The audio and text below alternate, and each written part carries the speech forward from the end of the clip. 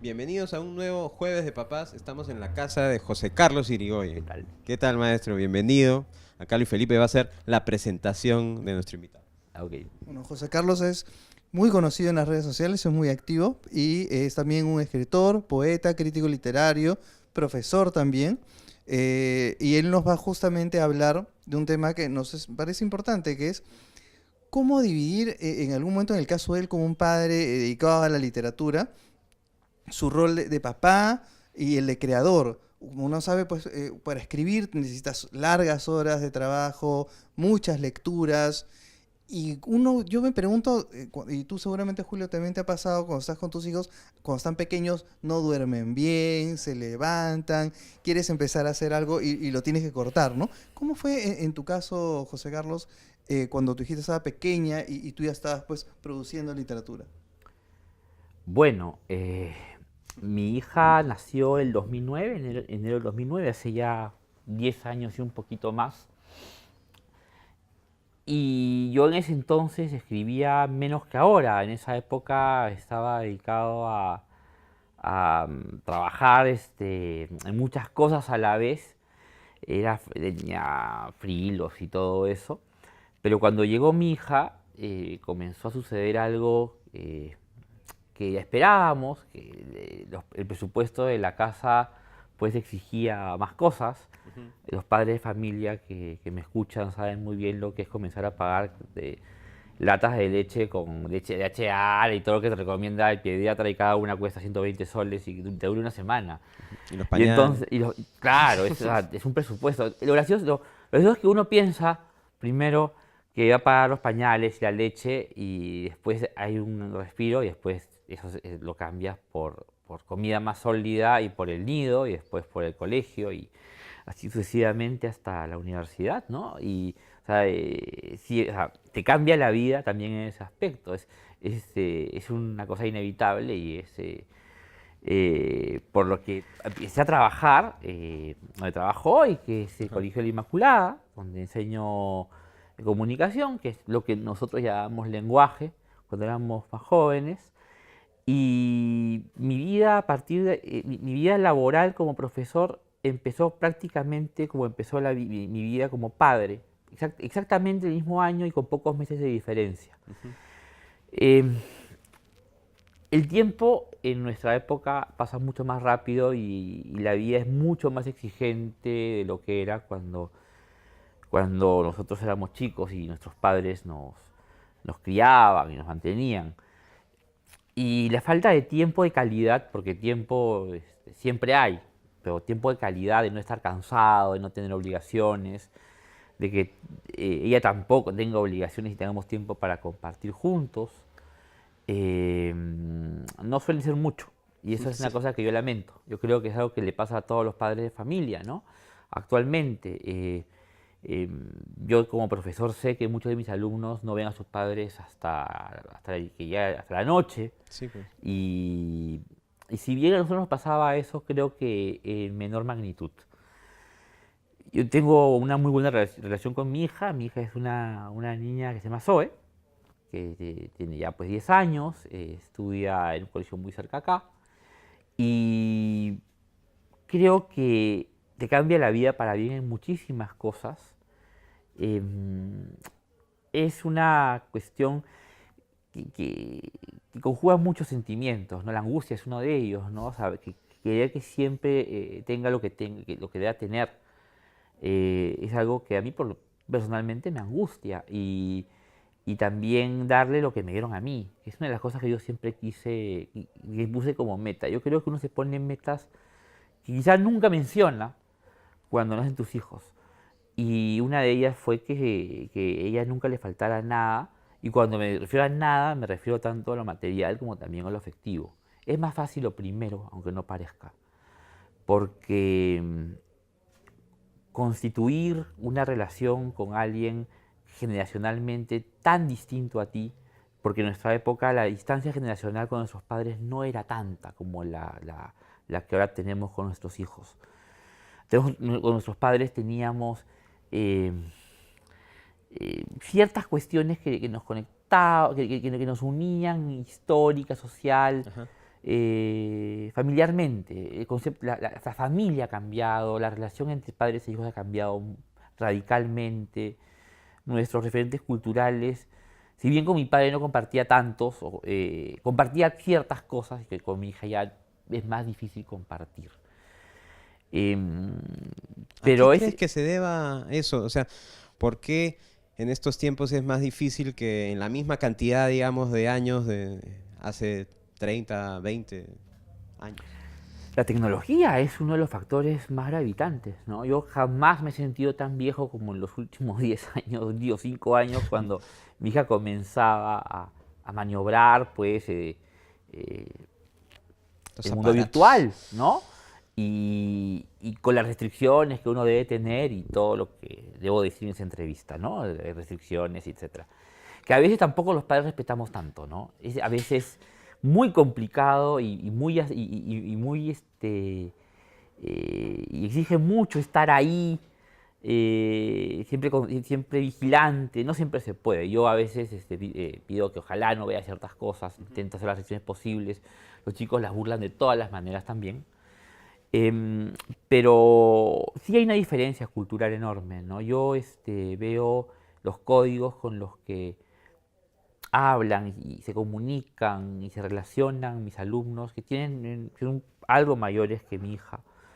Y, y con los años los siento más distantes. Cuando empecé el 2009, yo tenía 31 años por ahí, mis alumnos tenían 17, la distancia no era, la distancia que los separaba no era tan grande. Ya existían, sí, pero todavía había ciertos ritos, había ciertos gustos, había ciertas maneras que yo sentía todavía cercanas, pero en los últimos años no. Y, y claro, mucha gente dice que muchas de nuestras quejas hacia estos chicos es porque no comprendemos que ellos están refundando muchas cosas, y eso es verdad. Eso no me impide decir que muchas veces esa refundación, sí, de muchos elementos, de muchas referencias, de muchos conceptos, suele ser peligrosamente superficial, ¿no? O desanimadoramente superficial, desalentadoramente superficial. Pero pero creo que estamos en una época de cambio y hay que ver cómo se proyecta eso para el futuro. Y José Carlos, tú que también eres profesor, ¿cómo ves el tema de la lectura en los chicos? Al inicio de la entrevista conversamos y nos contaban la experiencia de que no necesariamente porque uno tenga una biblioteca surtida, los hijos naturalmente van a ir a ella, digamos.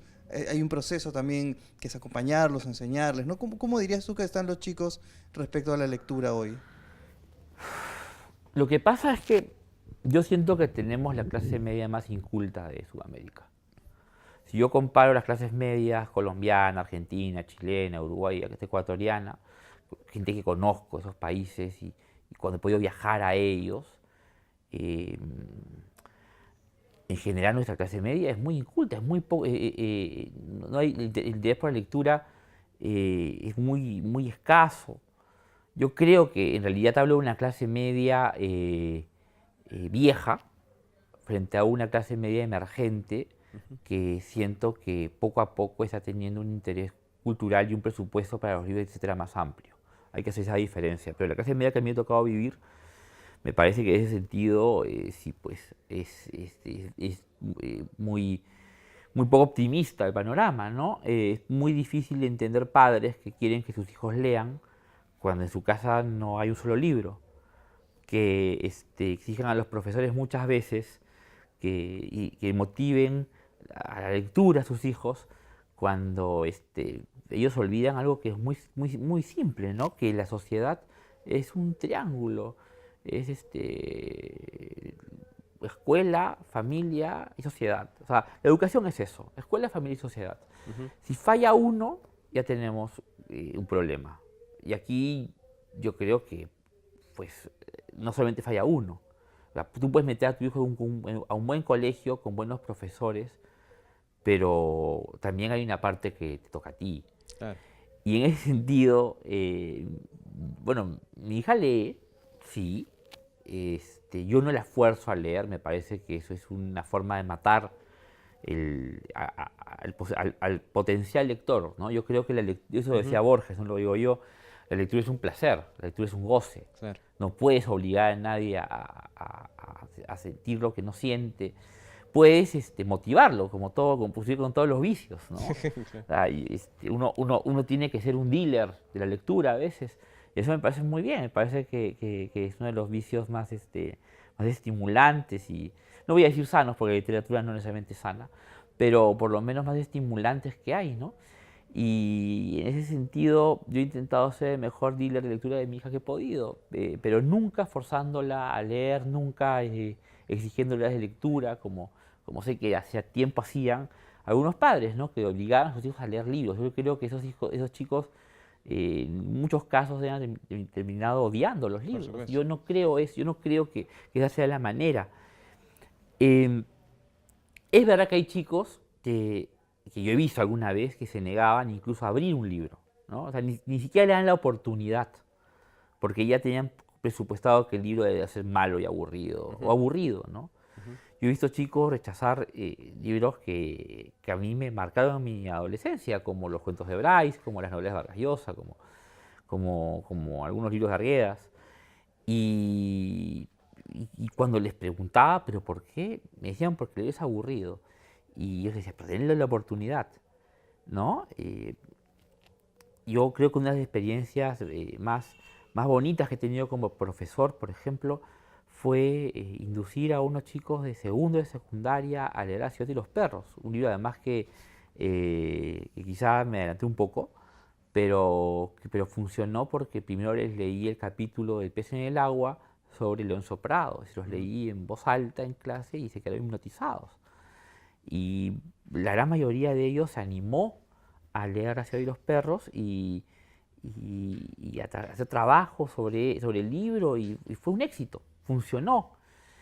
Em, Hay también otros reveses que no voy a contar, que he tenido también con algunos libros, pero, pero en general cuando tienes esas pequeñas victorias, victorias parciales seguramente, te das cuenta de que no todo está perdido, ¿no? Que hay chicos que sí, si uno logra motivarlos de alguna manera, pueden animarse a intentar leer el libro.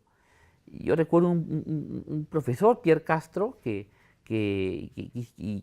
intenta inducir a los chicos a la lectura por medio de memes y por todo esto. Ya. Yo estoy seguro que quizá la mitad de ellos les hagan la vuelta al trabajo, pero hay otra mitad que sí, por lo menos por curiosidad se anima a asomarse al abismo y a ver lo que hay ahí, ¿no? Y a leer y a disfrutar de la lectura. Y eso me parece que esos métodos son tan legítimos como los que yo hago, que son mucho menos originales, pero funcionan, ¿no? Pero hablando de eso y con tu experiencia como profesor y con tu hija, ¿cómo es un buen líder, no solo de literatura, de poesía, sino del arte, ¿no? ¿Cómo vincular, cómo ser un buen dealer vinculante con los niños? Yo creo que lo que pasa es que nosotros partimos de ideas preconcebidas, absurdas y buenistas, como que el de arte hace mejor persona, o que, o que el lector de por sí, al acercarse a un libro, se va a acercar a algo estimulante y edificante. Es lo peor para un adolescente, ¿no? Am, Me parece más bien que uno debe mostrarles que la literatura es una forma también de entender los rincones y los lados más oscuros de la condición humana. Eh, no me refiero a inducirlos mediante el mero morbo, pero sí ante la curiosidad de que la literatura puede esconder cosas eh, que los discursos oficiales, que la televisión edulcorada, que la estupidez generalizada que nos inunda y nos aborda no te van a dar. Juan José Millás, que es un escritor español que es muy inteligente, muy agudo, escribió un texto en el que yo le hago leer a mis alumnos. Quizá algunos no lo leen, y lo más probable, pero otros sí, porque me lo han comentado, que dice una cosa que para mí es muy importante. Él dice que al poder al poder no le agrada a un chico que se encierra en su cuarto una noche de sábado a leer Madame Bovary. El poder prefiere un chico jodido que sale a la calle a malograr cabinas telefónicas y a romper los elementos del orden público. Y, y es porque José Millás cita a Octavio Paz, que para que haya ley tiene que haber alguien que la violente, alguien que haga notar su existencia dándole la contra. El poder necesita a esos jóvenes, pero el poder teme a un chico que se encierra a leer Madame Bovary, porque un chico que se encierra a leer Madame Bovary, o Los ríos profundos, o La vida exagerada de Martín Romaña, o tantos libros que un adolescente pues, puede leer y comienza a conocer las palabras, y el mundo está hecho de palabras y empieza a cuestionar el mundo. El poder no quiere eso. Yo les digo que ellos, manteniendo una conducta indolente y pasiva, no hacen más que darle la razón a ese poder que de alguna manera en la adolescencia es el momento de comenzar a cuestionar, ¿no? El orden, el statu quo, el estado de cosas. Y la literatura da puertas para ello. Y cuando leen el texto, algunos pueden salir de cierta bulia, ¿no? Tenemos una juventud que a diferencia, bueno, no diría diferencia, porque esto comenzó en los 90, ha desechado su espíritu de rebeldía y de cuestionamiento. Y eso no tiene que ver con un cambio de paradigma, con un cambio de tecnologías, ni con un cambio de signos, ni de referentes. Es un tema que es claro, si lo comparamos con lo que éramos incluso nosotros hace 30 años. Ahí sí yo, por ejemplo, que a mí no me gusta hablar, decir que todo tiempo pasado fue mejor, ni mucho menos que me parece un irremediable síntoma de anacronismo y vejez, pero yo creo que esa crítica sí me parece justa. Yo creo que los libros son una posibilidad de cambiar, de cambiar esa cuestión, de hacer que los chicos terminen cuestionando mediante las palabras lo que los rodea. Ese adormecimiento, ¿no? Porque en realidad como que hay muchos objetos, elementos de adormecimiento de la gente, ¿no? Que está así todo el rato, ¿no? Yo no tengo, por ejemplo, nada contra la tecnología, ni contra YouTube, ni contra ninguna aplicación. En general, lo que pasa es la forma en que esta es utilizada. A mí, yo sí tengo que decirte que muchas veces he estado en mi sala leyendo y escucho a mi hija escuchando un youtuber y yo tengo que pedirle que apague eso porque la estupidez no puede ser tanta. Por lo menos no en mi casa. ¿Ya? Y yo intento... Yo creo que el peor que uno puede hacer es prohibir, ¿no? Cuando uno prohíbe, no sé más que exacerbar la curiosidad de un chico. Cuando uno es extremadamente permisivo, tampoco es lo recomendable, pero uno tiene que orientar. Y yo le digo, ¿no? O sea, intento explicar que pues hay youtubers que no sean precisamente un dechado de conocimientos y de ilustración, pero que son más o menos manejables. Hay otros que son una apología de la estupidez, de la imbecilidad. Y eso sí, por ejemplo, me parece que sí hay que evitarlo. Y, por ejemplo, alguien me decía, pero nosotros veíamos Beavis and Butthead. Y yo, sí, claro, pero era una misma parodia de esa estupidez. Era MTV parodiando a un par de headbangers estúpidos. Bacán. Esto no es una parodia, esto es una apología. Y eso sí hay que evitarlo, eso sí. Yo por lo menos orientarlo, ¿no? O sea, ¿Cómo se lo dices? ¿Ah? ¿Cómo se lo dices? Mira, la verdad es que es un discurso tan largo y además tan entrecortado y tan balbuceante el mío cuando intento explicar estas cosas sin ser imperativo, sin ser autoritario, que hilarlo acá me demoraría mucho, pero intento explicárselo, ¿no? Y Y tampoco voy a decir, ya deja de eso y ponte a leer, no sé, pucha, a Blanca Varela. No, no voy a hacer eso, porque no tiene sentido lo que hacían nuestros padres, ¿no? Em, pero yo sí creo que hay formas y que esas formas nacen según el contexto y el momento.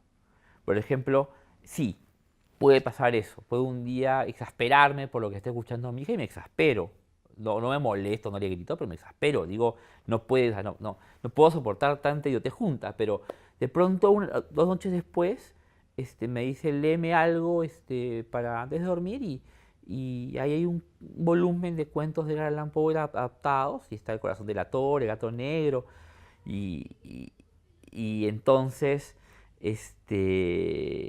los leemos y le gustan y se sorprende y me pregunta y entonces yo creo que ahí hay una luz, ¿no? Que se puede seguir, que se puede trabajar, que se puede forjar, pero es muy difícil luchar contra eso todos los días, ¿no? ¿Y Sí, cómo es también, tu hija tiene 10 sí, y ya va a entrar a la preadolescencia, me dices que ya está, utiliza las redes sí. sociales? ¿Cómo haces también para poder educarle y guiarle en ese aspecto? Porque así como las redes sociales y seguramente hay buen contenido por ahí, también la proporción de contenido, digamos, obsoleto es enorme. Ajá, ¿Cómo la guías también por ahí? Tú eres muy activo en tus redes. sí. ¿Y cómo la ayudas a tu hija desde tu perspectiva de papá y también como alguien que está ahí?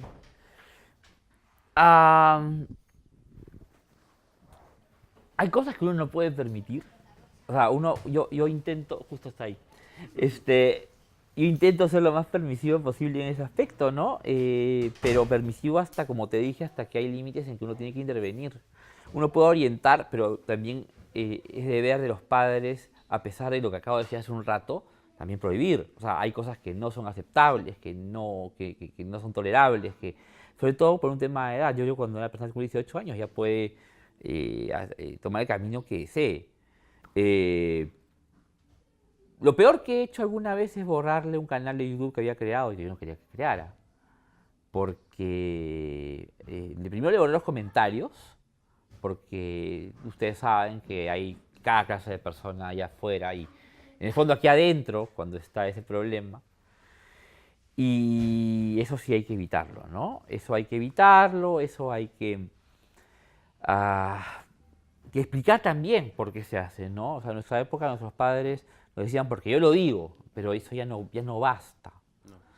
Además porque nos hemos vuelto también, más allá de ciertas cosas que no podemos aceptar, nos hemos vuelto también muy permisivos. Yo digo en general, ¿no? Yo veo a los padres de familia, todo el tiempo somos permisivos. A veces temo que nos hayamos vuelto, ya blandengues, ¿no? Por esta cuestión absurda de creer que tú no puedes ser amigo de sus hijos, ¿no? Uno no puede ser amigo de sus hijos. Claro, Y venimos de, o sea, somos los hijos de aquellos que nos decían que no y ante ese cambio que queremos hacer, esa empatía que tenemos que queremos tener con nuestros sí, hijos, también uno no, dejamos. sí, Claro, uno no puede ser amigo de sus hijos como tampoco puede ser amigo de sus alumnos. Puedes tener afecto, exacto. cordialidad, empatía, momentos de distensión, todo eso puedes tenerlo, pero no es nuestra función.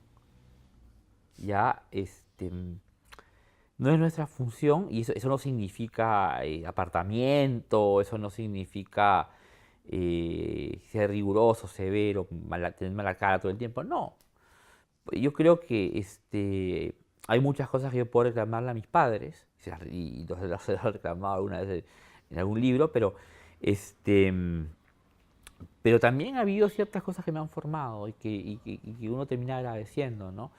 Y un padre de familia que no ve a sus hijos todo el tiempo y que después se siente culpable y como se siente culpable les da plata para que salgan en los fines de semana, eso no, eso no es un padre. Y lamentablemente estamos Sí, llenos de eso, ¿no? sí, sí, sí. José Carlos, ha llegado el momento de terminar con la conversación y muchísimas gracias por tu tiempo. Cuando acabamos el programa, siempre uno le pregunta al otro, cuál es, digamos, ese aprendizaje que hemos tenido en esta corta conversación y es de esta manera. Papá que se respeta. Papá que se respeta es un dealer de la lectura, ¿no? No, digamos, de forma imperativa, Ajá. pero sí de forma No de hay guía. no hay dealer imperativo. No hay dealer imperativo. Ya, Ninguno. el dealer te da por primera vez, la primera es gratis y después ya depende de ti, Claro. ¿no? Y te aconseja y Ajá. te guía también. Pero como siempre se dice, un buen dealer es aquel a donde sus consumidores siempre vuelven. Sí, Yes. súper. Gracias, Listo, José Carlos. no, a ustedes. Otra vez. Gracias. Jueves de Papás. Síganos en las redes. Ahí están las direcciones. Nos vemos el próximo jueves de papas. Hasta luego. Pa, pa, pa, pa, pa, pa.